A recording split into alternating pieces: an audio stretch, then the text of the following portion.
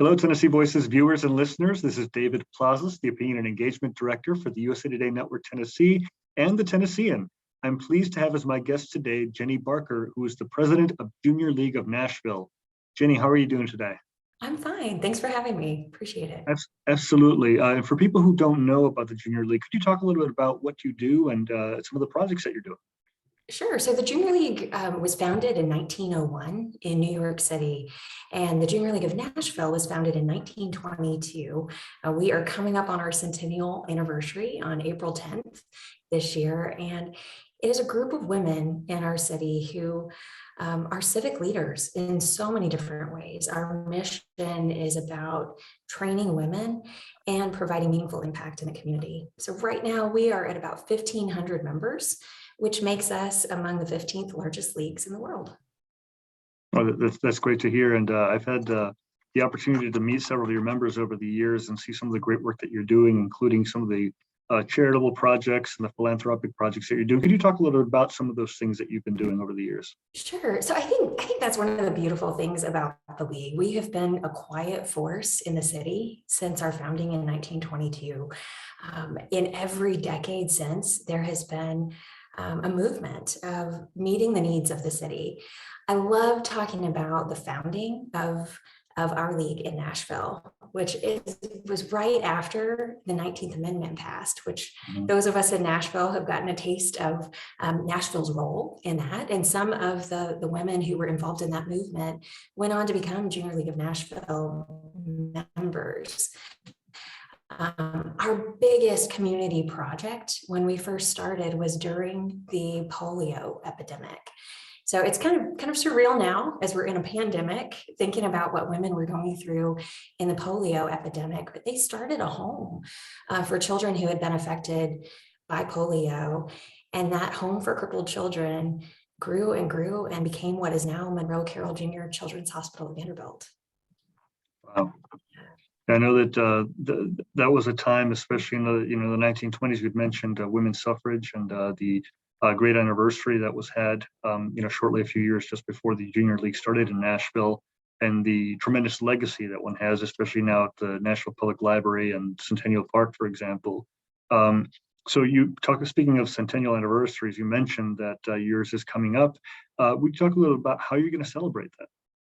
So we're looking back, but we're also looking to the future. I think that is one of the things about milestone celebrations like these. We are excited. We're going to have an exhibit at the library that will be right outside of the entrance as you're headed back to the archives in that Votes for Women area that hits on some of the milestones from our league and how we've touched so much of the nonprofit landscape in our city. So that will be something that's happening. We have a couple of fundraisers that we're doing as well. Our league helped endow what is now the children's department at the downtown library. So our patron party for this year will be there. And then we have kind of a low-key event coming up at the City Winery on April 9th, and April 23rd will be a big party to celebrate. And we invite the community to come out and be part of that. I think about our history, and full disclosure, I was the only girl on the history team in high school. So this is history is kind of near and dear to my heart. What I really love about the Junior League is that how it just kind of saw what was happening in the community and responded in turn to that. So, even coming back to that home for crippled children, these were women that at the time were more of your debutante type women. Our league members today are not so much in that realm, myself included. But they were in this home and doing the gardening, doing the direct care for the kids, educating these children. And so some things were birthed out of that. In 1931, the Junior League founded Nashville Children's Theater, which is still here today. And then as time went on, became really involved in education and the arts and literacy. There's so many amazing stories of how we saw a need and these women gathered their resources and started to advocate for issues and causes that ended up founding so many nonprofits in our city, from Our Kids, Oasis Center, Renewal House, a lot of the staples that we hear about today, the Junior League has been involved in some way or another. Thank you for sharing that. And one of the conversations I've had as a recurring theme over the last 2 years of the show has been about the effect the COVID-19 pandemic has had on women and women in the workforce. And are these conversations that you're having at the Junior League, and how are those manifesting? I think one of the beautiful things about the league is that it has always been a safe place for women to develop new skills. And I also talk about how, managing volunteers, if you can do that effectively, that's going to make you a great manager in a professional setting. So we have seen, through the years, I would say probably 80% of our active members now are in the workforce. And we are now going into our third fiscal year impacted by COVID. And we've seen women stretched very thin, but still having a heart for giving back to the community in some way and advancing our current impact areas, which are human trafficking and early childhood literacy. This is, thank you for sharing this. I think this is so important to underline how nonprofit groups and civic groups have been affected by this pandemic in Nashville and beyond, and how in many ways it brought so many people together despite the tragedy of losing 25,000 people in Tennessee, over the last couple of years. I'd be curious to learn more about your interest in history, the fact that you were the only young lady on your history team. Where did you develop this interest, and then, who sparked it, or was it self-taught? Tell me a little bit about that. Yeah, so I grew up in rural Virginia, and very small high school. There was not much going on there. And I think for me, a link to the outside world was reading about history and learning about what was happening, and I think we gain strength too in looking at stories of the past and thinking about how they inform us for the future. I mean, even just in recent weeks with everything that's happening in Ukraine, I've thought about, some of our Junior League members through the years and World War II in particular. Cornelia Fort was a Junior League member, and she was at Pearl Harbor when it was bombed. And was one of the first women to die in military service. So I think there are so many ways to just kind of connect the past to where we're headed for the future. Going back to your question about the pandemic, though, I think there have been so many silver linings for the Junior League of Nashville as a membership organization and as a nonprofit. I've sat on the board of the league off and on through the years. And one of the things that we've always wished for was for ways for members to connect with us outside of our building, or to be able to participate in some of our meetings without having to drive to our headquarters in Green Hills. And so we've gone through this amazing digital transformation. It's not something we would have signed up for with the way that it came through, but it has really been amazing, especially for women as stretched as we are these days. We've had so much more participation in our monthly meetings and our volunteer placements too, with just creating more flexibility through technology. I understand that you're committed to completing 100 days of service to kickstart the impact that you've had. Could you talk a little bit about that? Yeah, so we, in honor of our Centennial, we wanted to do 100 acts of service in the Nashville community. And this is the beautiful thing about the league too, is that we have partner agencies that there's an open process every fall where we do a call for nonprofits that align with our focus areas to apply for funding and volunteers with the Junior League. And so we felt like this was a great opportunity for us to re-engage with some past partners and some new partners along the way. So we have had volunteers all over the city over the last few months, volunteering in all kinds of ways. In fact, we've also done 2 days that we call Members in Motion, that are days of service where our members are out in the community serving in a variety of ways. And through COVID, we've had to create some different ways to meet members where they are. A lot of our members are comfortable being out and about and doing direct service, but others are still seeking virtual opportunities. And so For example, one way that we've done that is through the Children's Hospital. We've put together activity kits. We were given instructions and materials, and members have been able to assemble those on their own and drop them off in a contactless way at our headquarters building. No, thank you so much for sharing that. This is the point of the discussion where I like to ask my guests what they've been doing for their own self-care. Too often leaders have a lot on their shoulders and don't take enough time for their own wellness. So what are you reading, watching, doing just to keep yourself healthy and well during this time? Yeah, I mean, I think for me too, I took a step back professionally, realizing what this role was going to take. Serving as president of the Junior League is a volunteer role. And I have had, my background is in PR and marketing, and have served in corporate roles with HCA. I was on the executive team at Gaylord Opryland for 8 years, and loved those opportunities. And most recently was working with a small PR firm in Nashville, and found myself, a lot of my background is in crisis communications, through the pandemic, working a lot in the senior living space and helping senior living facilities with communications to families and patients and staff. And that was extremely emotionally draining for me personally. So doing that while managing virtual school for my daughter. And my husband was just working nonstop. He's in the video production business. And so when everything went virtual, we he was really pulled in a lot of directions to help companies move in a lot of ways. So as a family, we actually did a bit of a reset, and I felt like I needed to take a step back to be able to fully focus on bringing this organization through the pandemic and setting it up for success going into its next 100 years. So part of what I mentioned earlier about, as we're looking back, we're also looking to the future. We have gone through an entire visioning process this year for the Junior League of Nashville on what we want to be known for in Nashville in 2030.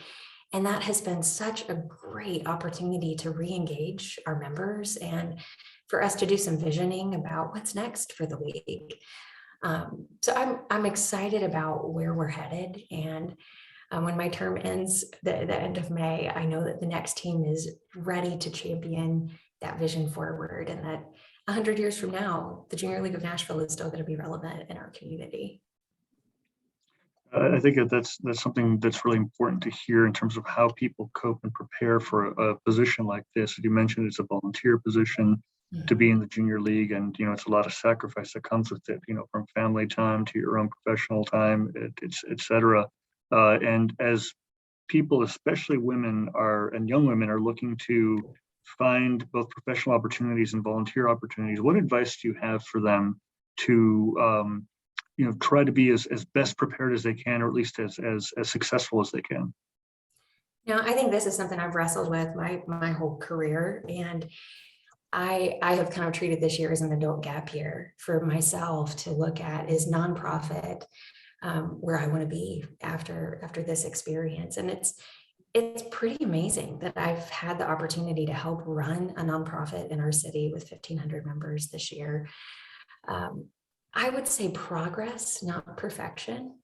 That is something that is really important to hang on to. And I hate this idea of work-life balance because it's never balanced. It's constantly a juggle. And so you've got to find what's important at that moment. And I think that's where what has been a lifeline for me through the pandemic have been a lot of podcasts. I'm able to kind of multitask, and it makes mundane tasks a little bit more exciting. If you're folding laundry and listening to a podcast, it doesn't seem as rote, for instance. But there are so many great resources out there. There are so many awesome leadership podcasts that I have truly enjoyed. And one that is called Deep Listening that I think has been a game changer for me just in personal relationships and, in my leadership role this year. Thank you for that. You reminded me of a podcast that I've started listening to over the last couple of years, Throughline, which is a different way to look at history and really go in depth, in a narrative way. So, with your interest in history and in podcasts, that certainly came to mind.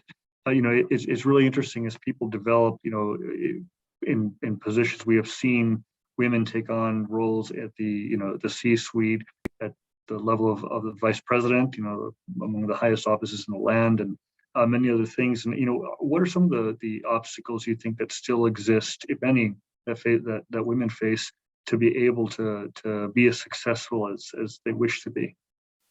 I think sometimes we're our own worst enemies when it comes to that, because you can look at this as well, of usually when men are applying for a job, if they have just half of the qualities, they're going to go ahead and jump in and do it. Whereas women want to have more like 90 to 95% of those competencies nailed before they jump in. And I think for me, in my 16 years as part of the Junior League as a member, one of the greatest gifts has been that you are surrounded with other women who become your champions and your cheerleaders, and who see qualities in you that you may not even see in yourself. And so I think there is such beauty in that, and being able to be part of a network and to be able to speak about some of the challenges that you may continue to face, whether it's having a seat at the table in your work world, or managing the juggle of the stress that we feel as caretakers sometimes, as daughters, as wives, as mothers. Oh, thank you so much for sharing that. And I think these are important words, especially as I think a lot about my own nieces and nephews who had to go to virtual school for a little bit, and what that did, how different it is from being in the environment where we're now in many cases getting back to meeting people in person. And in my case, we're now heading back to the office as of this week. We're recording on March 17th, and these transitions, especially for children, we've heard a lot about the learning loss. We've heard a lot about the mental strain that children especially are feeling. What would be your advice for, in your own experience, for mothers and working mothers to, really try to juggle as best they can? I think it's setting priorities too. I have also become a big fan of Kendra Adachi, who has a book about the lazy genius. And it's just packed with some great principles about priority setting. And I think it's also about, making sure that the main thing is the main thing, and recognizing that we have all been through collective trauma over the last couple of years. And so even at our leadership team meetings in the league, we are having a lot of conversations about having grace for one another, and meeting our members where they are, because we know that this has been tough. We've had members that have lost family members. We have members who have had family members on life support through the pandemic. And we're also seeing what is happening with the nonprofit agencies. That we have 16 nonprofit agencies that are partners this year, and the challenges that they've been having. It can be overwhelming at times. And so, kind of having to step back and having faith that, the pieces that we are able to do are making a difference. And,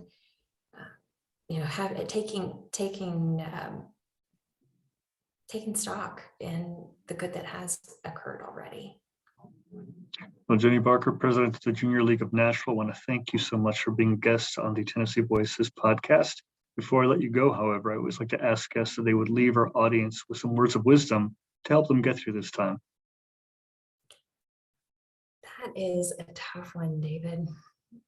I think the thing here is to, oh gosh, I need a minute on this one. No, it's okay. It's okay. Sorry. You've already said quite a bit of wisdom yourself already, and I know that there's plenty there. Yeah, there is. I'm just kind of overthinking it a little bit. Gosh, wow. There's so much. I think one of the things that I hope that people will keep in mind is that even as our city is growing and changing, we need to continue to keep an eye on our neighbors and keeping a pulse on the emerging needs of our city. And I am grateful for the Junior League and how we are trying to keep our ear to the ground on what are the next big issues that are going to be facing our city and how can we be a voice in responding to those. Well, thank you so much, Jenny. May you stay well and healthy. And again, I'm grateful for you coming on the show. You too. Thank you so much, David.